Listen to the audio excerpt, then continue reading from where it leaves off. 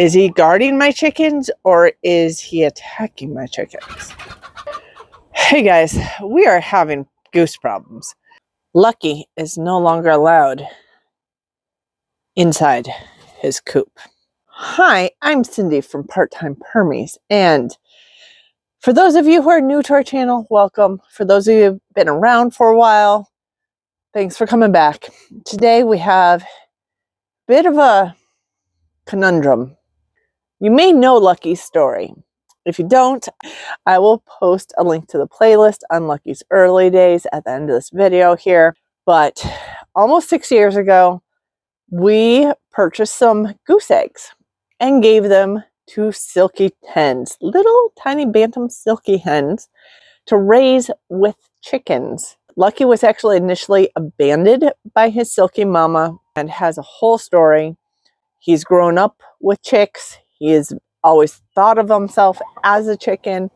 He even follows a chicken around everywhere. A hen we called Houdini. We also have Gus, who's behind me here, who was raised by another hen with other chicks. So he has his own flock. And we kept these guys separate for a reason. We wanted them to be guard geese of our chicken flock. So it is not for everybody to have guard geese.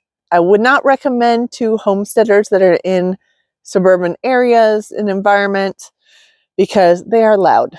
Okay, they can be very loud. There's really three ways that they guard their flocks. One being their loudness. When there's danger around, they will sound the alarm. The second way that they help protect their flocks is they will chase away small land predators or aerial predators. Another way that they protect their flocks is by hissing. They sound like snakes. Their long necks kind of look kind of snakish, and they will hiss at you if they are not trusting you at all. So they are great protectors for flocks. Now they won't protect against the large predators like coyotes and wolves, and they won't chase them away. They could actually be taken out by those guys. So that is why we still have electric poultry nets that we use as well to protect our flocks and our geese. And if you have female geese, they're also great because they will lay eggs for you. They'll lay eggs for you in the late winter or early spring. We selected for male geese for a reason, because I did not want geese who went broody trying to sit on a nest and having to deal with their aggressiveness as they try to guard those nests. A good thing and a bad thing is that they can be aggressive to people they don't know, to the predators, occasionally to the chickens, not usually. But I have had problems with Gus deciding he didn't like certain roosters.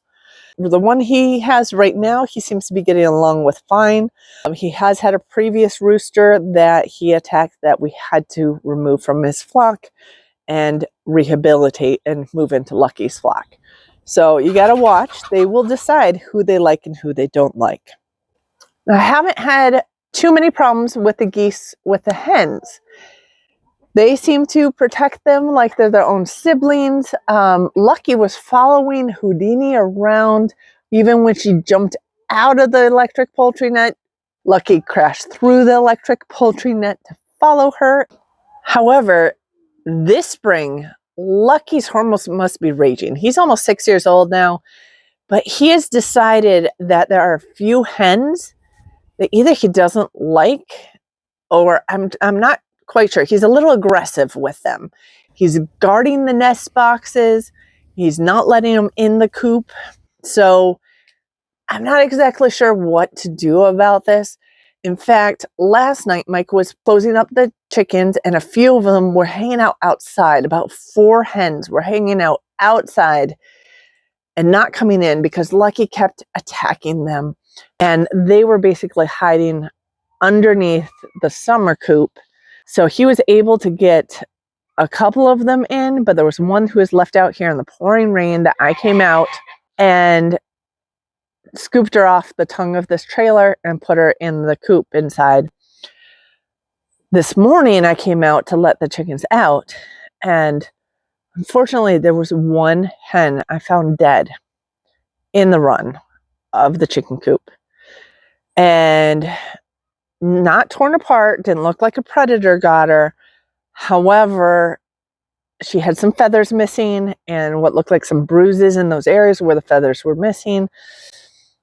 And I think those were goose injuries, which is sad because he loves his chickens in general, but he's been just a little too aggressive with them this week, and just a handful of them. So we're not exactly sure what's going on. We have made a couple adjustments. We're hoping that Lucky will not be able to harm the chickens. One adjustment we made was that we took the ramp off the run so that Lucky cannot get up the ramp into the chicken coop. Lucky can spend the night in the run or outside, but they really don't need a coop. Like Gus will oftentimes spend the night outside. Lucky was more often going in with his chickens at night, but if I take the ramp off the runs, the chickens can get in, but Lucky cannot.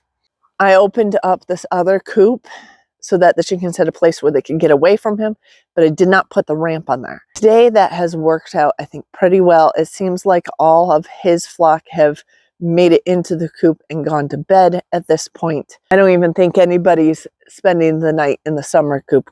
Nope. Okay. Nobody's in there right now. So they all made it into their winter coop past Lucky tonight.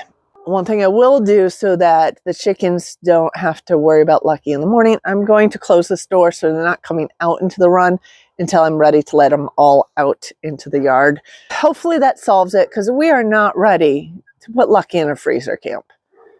If you want to learn more about Lucky's story, I will post a link to the playlist on Lucky's early days right here, and we will see you with our next video.